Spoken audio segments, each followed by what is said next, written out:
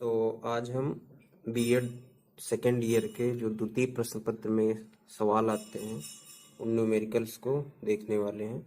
इसको हम एक एग्जाम्पल के माध्यम से देखते हैं जो बीएड 2018 में आया हुआ एक प्रश्न है।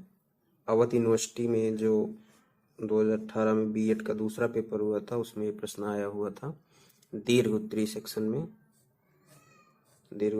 में ये प्रश्न आया था। प्रश्न क्या था? नीचे 10 विद्यार्थियों के विज्ञान और गणित में प्राप्तांक दिए गए हैं। ये कुछ 10 विद्यार्थियों के गणित में और विज्ञान में कितने कितने नंबर आए हैं वो दिए गए हैं। उनके मूल्यांकन के बीच सहसंबंध क्रम अंतर विधि से गणना कीजिए। मतलब कि ये जो गणित और विज्ञान का मूल्यांकन है इसके बीच में हमें सहसंबंध निकालना है। किस विधि से? क्रम अंतर विधि से। और अपने परिणाम की व्याख्या कीजिए और जो हमारा सहसंबंध आएगा वो उसकी व्याख्या करना है। तो बीएड में सिर्फ क्रम अंतर विधि से ही सहसंबंध निकालने में सिलेबस में अवध यूनिवर्सिटी में। तो इसको हम देखेंगे और इसी को एक नाम से और जाना जाता है स्पीयरमैन रैंक कोरिलेशन मेथड, क्योंकि इसकी जो इस मेथड को जो दिया था वो स्पीयरमैन ने दिया था।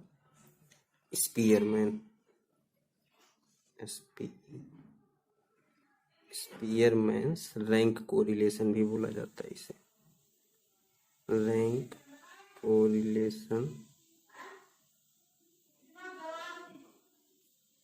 मेथड, क्योंकि इसको स्पीयरमैन ने दिया था इस वजह से उन्हीं के नाम पे इसको स्पीयरमैन्स रैंक कोरिलेशन मेथड भी कहा जाता है। तो इसको हम देखते हैं। जो सहसंबंध हमें बनाना होता है, बेसिकली हम क्या करते हैं, एक सहसंबंध गुणांक निकालते हैं। तो हमें जो सहसंबंध इसके बीच में दिखाना है क्रम अंतर विधि से, तो हमें क्या करना है, इसमें एक गुणांक निकालना है, कोफिशिएंट निकालना है, जिसको हम क्या कहते हैं, सहसंबंध गुणांक। सहसंबंध गुणांक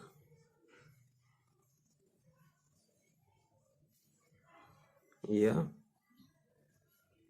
कोरिलेशन कोफिशिएंट।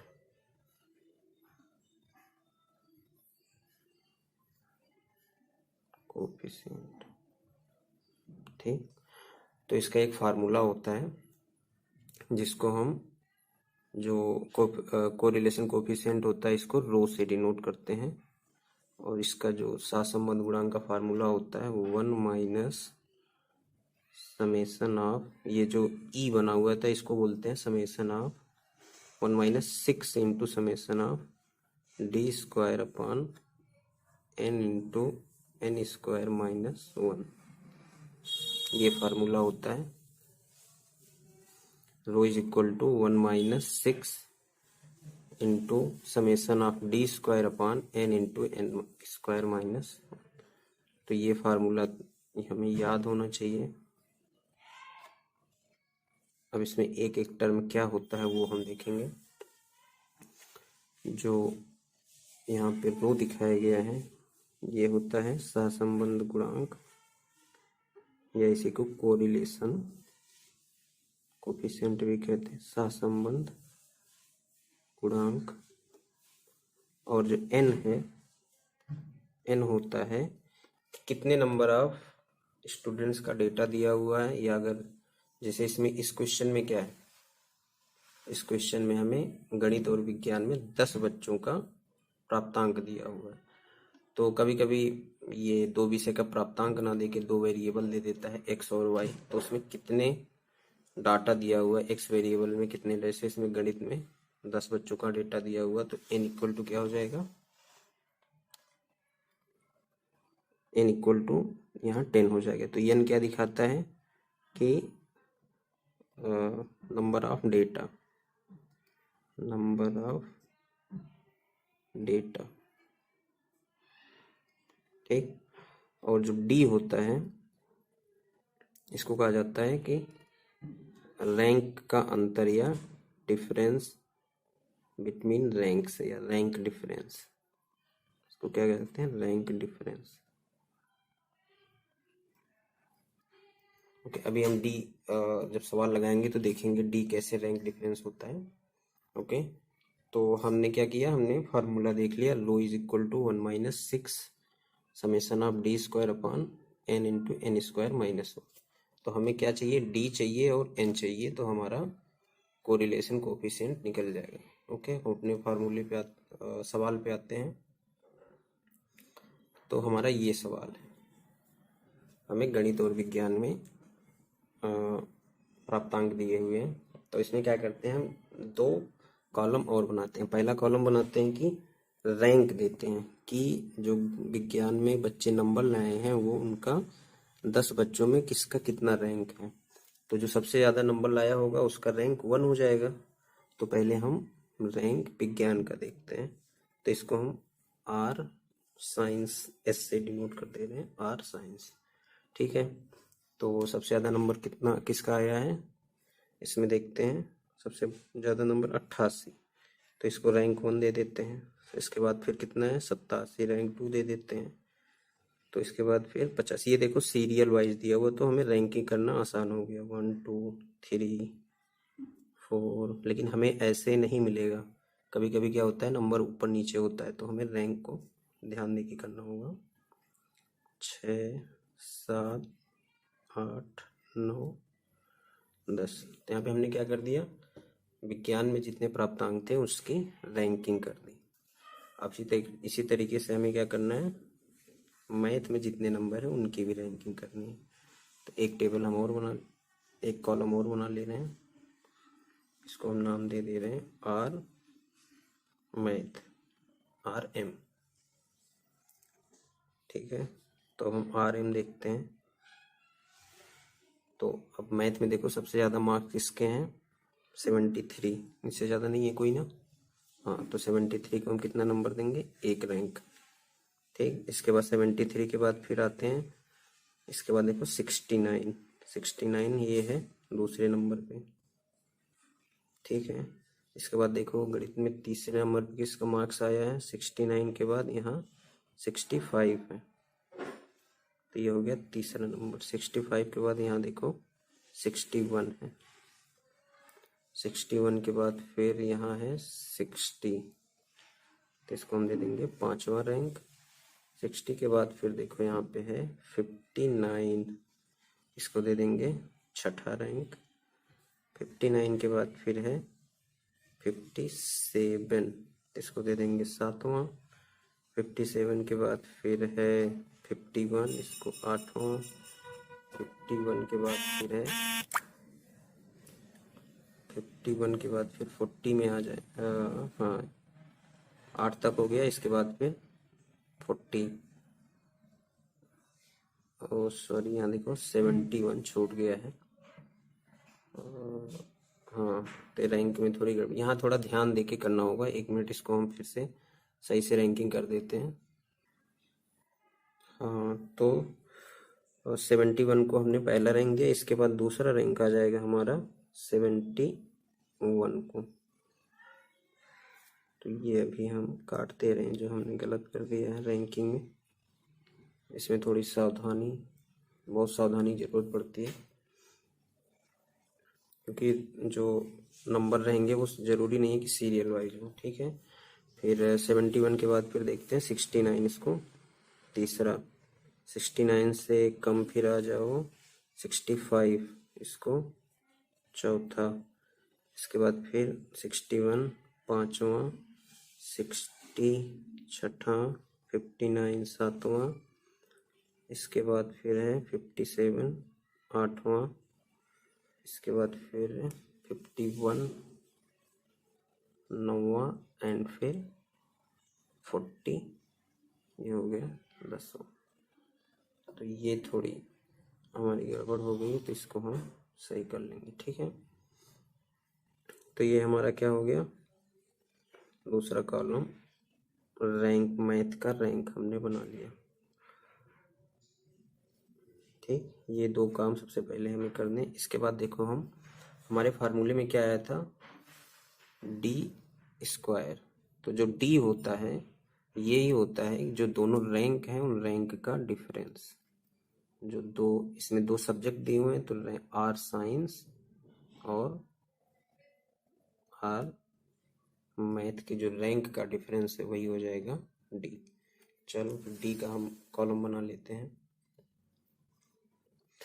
हाँ, अभी यहाँ पे देखो, जैसे क्या है कि यहाँ पे सभी जो नंबर है वो अलग अलग हैं। कभी कभी क्या होगा कि एक बच्चा 65 पाया है तो दूसरा बच्चा भी 65 पा सकता है, तो उस केस में क्या करेंगे, तो वो एक अलग केस होता है। वो इस क्वेश्चन के बाद हम उसको देखेंगे। वो 2019 में आया हुआ है, बीएड के जो दूसरा पेपर है अवध यूनिवर्सिटी में 2019 में उस टाइप का क्वेश्चन है, तो उसको भी देखेंगे हम इस क्वेश्चन के बाद। तो अब हमने आर एक्स आर एम निकाल लिया है तो डी निकाल लेते हैं, ठीक है। तो डी हमने क्या देखा था, दोनों का difference, R S minus R M.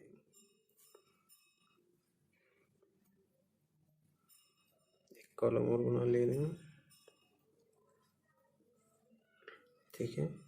चलो अब देखो, R S minus R M है, इसमें से किसी को भी माइनस कर सकते हो। आर एम में से आर एस करो या आर एस में से आर एम, क्योंकि हमें डी स्क्वायर चाहिए फार्मूले में।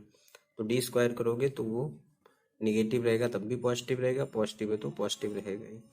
तो फिलहाल हम R S minus R M करते हैं। तो 1 माइनस, और ये हो जाएगा -3, 2 minus 3 -1, 2 minus 3 minus 2 1, 4 minus 7 -3, 5 minus 9 -4, 6 minus 10 -4, 7 minus 5 2, 8 minus 6 2, 9 minus 8 1,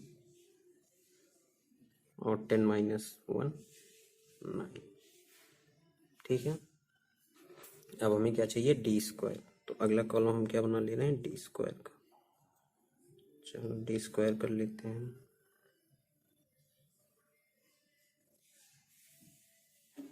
तो कितना हो गया, 9 -1 square 1, 1 square 1, -3 square 9, and -4 square 16, -4 का square 16, 2 square 4, 2 square 4, 1 square 1, 9 square 81, ठीक है। तो ये हमने स्क्वायर कर लिया। अब हमें क्या चाहिए, समेशन ऑफ डी स्क्वायर। चलो इन सबको जोड़ लेते हैं। तो ये जोड़ने पे आ जाएगा 142। देख लेते हैं, 9 10 20 30 40, 9 42 के 2, 4 2 6, 8 6 14, 142 आ गया हमारा, ठीक है। और हमें फार्मूला क्या पता है, जो रो इज इक्वल टू होता है 1 minus summation of 6 into summation of D square upon n into N square -1। अब सभी मान को इसमें रख देंगे, 1 minus 6 into summation of D square कितना आया, 142 अपॉन n कितना था 10, 10 बच्चों का मार्क्स दिया हुआ है, 10 इंटू 10 स्क्वायर -1। अब इसको हम सॉल्व कर लेंगे, 1 माइनस 6 इंटू 142 अपॉन 10 इंटू 99। अब जब हम इसको सॉल्व करेंगे तो हमारा आ जाएगा, इसको कैलकुलेटर से करना पड़ेगा।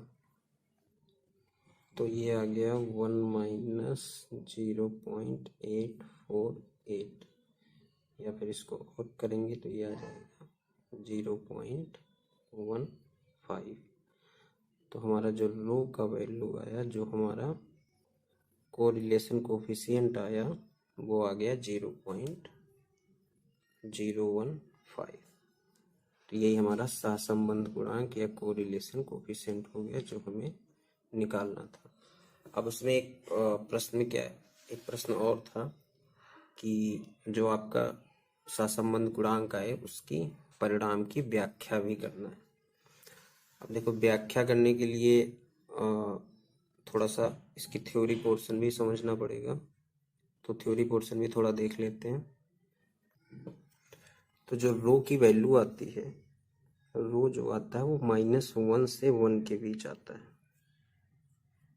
ठीक, जो कोरिलेशन कोफिशिएंट आता है या सहसंबंध गुणांक आता है वो -1 से 1 के बीच आता है। -1 के बराबर भी हो सकता है, 1 के बराबर हो सकता है। तो अगर रो की वैल्यू 1 आती है तो इसे कहते हैं perfect positive correlation. Perfect positive correlation, यानी कि अगर रो की वैल्यू 1 आ गई तो मतलब कि दोनों जो वेरिएबल है, यहाँ पे मैथ और साइंस है, दोनों के प्राप्तांक में परफेक्ट रिलेशन है। और अगर रो इज इक्वल टू आता है -1, ठीक, तो इसको कहते हैं परफेक्ट निगेटिव कोरिलेशन। अब इसका मतलब निगेटिव कोरिलेशन का, यहाँ देखो, पॉजिटिव और निगेटिव कोरिलेशन का मतलब यही होता है कि अगर एक वेरिएबल बढ़ रहा है तो दूसरा वेरिएबल भी बढ़ेगा। नेगेटिव कोरिलेशन का मतलब होता है एक वेरिएबल बढ़ रहा है तो उसके साथ में दूसरा वेरिएबल घटेगा, ये होता है एक्चुअल मतलब। और अगर रो की वैल्यू इन दोनों के बीच में कहीं आती है,